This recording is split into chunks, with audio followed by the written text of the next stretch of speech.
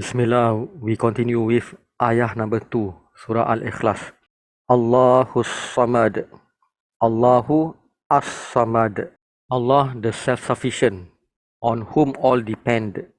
Samad is used as an adjective, something that is solid with no holes or emptiness inside, something absolute without any flaws.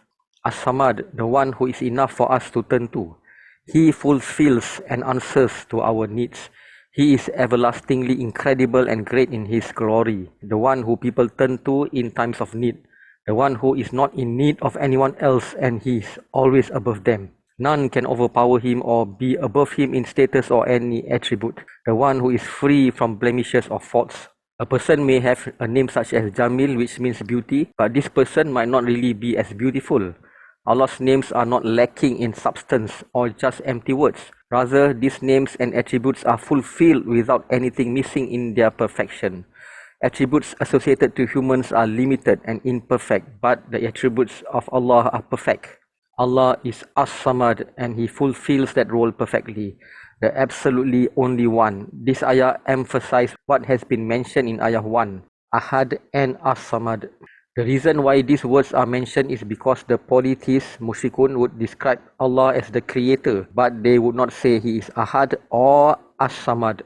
As-Samad, the Al in front, signifies absoluteness, the one who everyone needs and He needs none Himself, the one who everyone turns to, so you do not need to place a son or idol between you and Allah. Turn to Him alone because He is As-Samad, the absolute one to be turned to, as opposed to people who sinfully turn to idols, graves, spirits, dead ancestors when they have no other person to turn to. The people of the cave in Surah Al-Kahf became great and remembered until end of times because they solely turn and depend on Allah when they went into the cave. People who are extremely rich will fulfill his needs with the power of money. When he is extremely sick, even money can't save him. He is fed with glucose via a tube. Even the poor is eating better. People who work to earn money until they miss their daily prayers are actually having issues with their Aqidah. People with Iman will depend on the one who gave sustenance, rizq. Those with Iman will connect and be dependent to Allah first before finding people to depend to. When we are sick, we will make dua and ruqyah first before looking for doctors, etc. This is Aqidah. In Surah An-Nisa, a group of seemingly believing people in Makkah were reluctant to do the obligatory wajib hijrah to Medina because they were worried about how they will get sustenance, rizq, in a foreign land while they were already used in getting sustenance, rizq, in Makkah. They died in Makkah and their fate in Akhirah are not good because they had disobeyed Allah's command. Only people who were very weak, example old men, old women, sick people, etc., were excused from migrating to Medina. The Sahaba, companions of the prophets, migrated to Medina without any prospect of getting work for sustenance, but they obeyed because they were totally dependent to Allah. This shows how serious the concept of dependent to Allah is. It is a test of Iman. This is Aqidah. Those people who disobeyed the Hijrah will have a bad outcome in the Akhirah, as stated in the Quran. The Hijrah only occurred once in history. How about the modern Muslims who disobeyed Allah on a daily basis by casually missing their prayers due to working in the office or having a leisurely time at the beach or movies? The daily prayers are a sign of us being dependent to Allah, but some Muslims arrogantly ignored Salah randomly or completely. Prophet Musa a.s. and his people escaping from Egypt were facing the sea in front of them, while behind them were the army of Pharaoh. It was either death by drowning or death by the swords. His people started accusing him of bringing them into this deathly situation. However, Musa a.s. was fully dependent on Allah until Allah saved them. When we are walking alone at night in fear, we have Allah to depend to. Call Him to help you. Talk to Him. When we are having issues in life, when depression comes knocking into our hearts, the first thing to do is to confide in Allah, to be dependent to Allah. The previous surah spoke about Abu Lahab, who thought he did not need anyone to depend to, as none in his community was equal in wealth. Allah destroyed Abu Lahab, showing that the only one who truly does not need anyone else is Allah, and that He alone is rich and free of need. Continue ayah number 3. Lam yalid wa lam yulad. He begets not, nor was he begotten.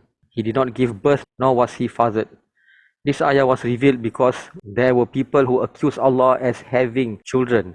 Who were they? The Jews, the Christians, and the Mushrikun of Makkah. Some Jewish sects claimed that Uzair was the son of God. Christians said Jesus was the son of God. The Mushrikun said the angels were the daughters of God. Having children or having parents are a sign of weakness. The believers disassociate any sign of weakness to God. Humans need parents to survive when they are young. A sign of weakness. When they are old, they need their children for support. Another sign of weakness. A man needs his name to live on after he dies. The honoring of humans is them having children. The honoring of Allah is that He has no children because He is always free of need. When we are weak, we will need either parents or children. When people enter paradise, they will not need parents or children because they are no longer weak as they were before. They never grow old and they are not young children. Allah never grow old and never was a child. Hence, these two statements of having children or having parents are not logical to be associated to Allah. In Surah Maryam, Ayah 90 to 92, whereby the heavens are almost torn and the earth is split asunder and the mountains fall in ruins, that they ascribe a son or children to the most beneficent, that is Allah. But it is not suitable for the most beneficent, that is Allah, that he should beget a son or offspring. The creations of Allah were angered. Lam yalid wa lam yulad. The word lam, did not, is in the past tense, which removed all forms of birth associated to Allah in the past by the Jews, Christians and Mushrikun. Their false claims have been denied. These people never say Allah will have children in the future. Even the modern people never say that Allah will have new children. Their claims are all in the past. That's why lam is used and not lan. Lam is used for anything that never happened in the past, associated to the past. Lan is used for anything that will never happen, associated in the future. The word lan is not needed in this ayah as nobody is saying that Allah will bear children in the future. Having a son implies you will have an equal, and that is not possible for Allah. Allah says He is the originator of the heavens and the earth. How could He have a son when He does not have a companion, Sahiba, and He created all things, and He is of all things knowing? Surah Al-An'am, ayah number 101. How can Allah have a son when He does not have a Sahiba, wife, spouse or associate? One word for wife is Sahiba and another word is Kufu. And this word Kufu is mentioned in ayah 4 of this surah. Allah does not share attributes with His creation, nor was He fathered. If you are born, you had a beginning, which means that you are not eternal, hence you are not divine.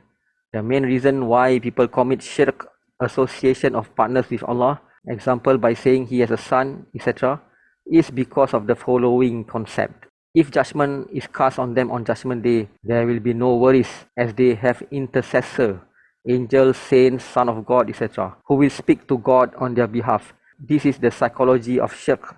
A person may do whatever sins and crimes, but he wants to hide behind someone close to Allah to protect him from Allah's anger. This person will even try to please and overly praise that intercessor, so that the intercessor will intercede in favor of his case in the court of Allah. This is an irresponsible behavior, avoiding responsibility of your own sins and crimes. If you own up with full regret to whatever sins and crimes you have done directly to your master without any intermediary, you will find a merciful master that can forgive any sins as long as it is not shirk. Meaning, if you avoid responsibility by doing shirk, you are not forgiven. But if you claim responsibility with full regret by avoiding shirk, you will find your master full of forgiveness. Last ayah, ayah number 4. Walam yakullahu kufuwan ahad. And nor was there to him any equivalent. There is none co-equal or comparable unto him. Kufu, partner or an equal opposition. Someone who is equal to you in rank, compatible with you, similar in your level. This word is often used in finding a marriage partner. That is, to find someone that is of the same level of status as you as spouse. Allah is saying that He had no kufu, no equal in His ahad, uniqueness. He is the only creator and all others are creations. Since there is none equal to Him, therefore there is no other creator other than Him. This answers the questions of who created God. In normal Arabic sentence, it should be walam yakun ahadun kufuwan lahu, and there is not the ahad, any equivalent to him. The normal grammatical sentence would have placed Allah lahu in the end. However, in this ayah, Allah switches the normal phrase, and nor was there to him lahu any equivalent.